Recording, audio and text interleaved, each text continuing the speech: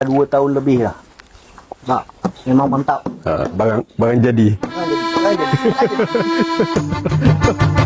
Pisang nang koko bona, pisang yang ngambun yo bosa bona, pisang tanduk kulit ne tomba, pisang yo gajo kulit ne kowe, pisang ngome koci bona, pisang yo karu biji banyak, pisang kafe.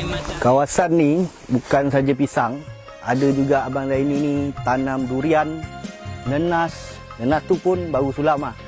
Tapi kebanyakan yang ada, majoriti je pisang dengan durian.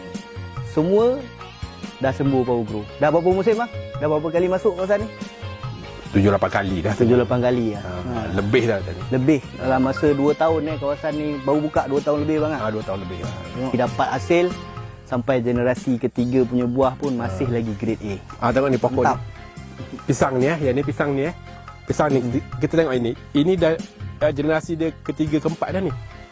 Tapi dia pokok dia macam generasi pertama tahu. Itulah baja tu lah. Nama baja tu.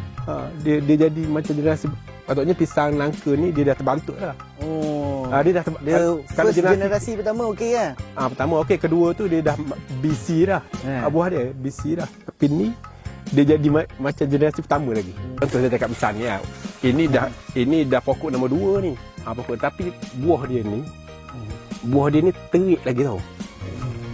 Dia terik lagi. Dia kalau buah nombor 3 dia dah jadi macam gini. Dia dah jadi macam ni. Dia dah jadi terbantuk. Ini dapat lagi saiz-saiz. Dapat lagi saiz. Kita cakap A lah. Bukan AA. Bukan AA. A lagi je. A lagi. Jadi ini merupakan kawasan yang totally Abang Zaini ni gunakan Power Grow.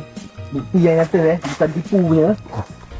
Tu tong Power Grow Abang Zaini susun yang nak membuktikan setiap masa Abang Zaini akan masukkan. Sebulan sekali, 2 bulan sekali mesti abang sembuh bang Sebulan sekali, 2 bulan sekali. Hijau nak jadi biru lah. Dah jadi biru. Kelabu dah. Lama. Maknanya pemula tegar. Pisang yo ngawak malu nyobot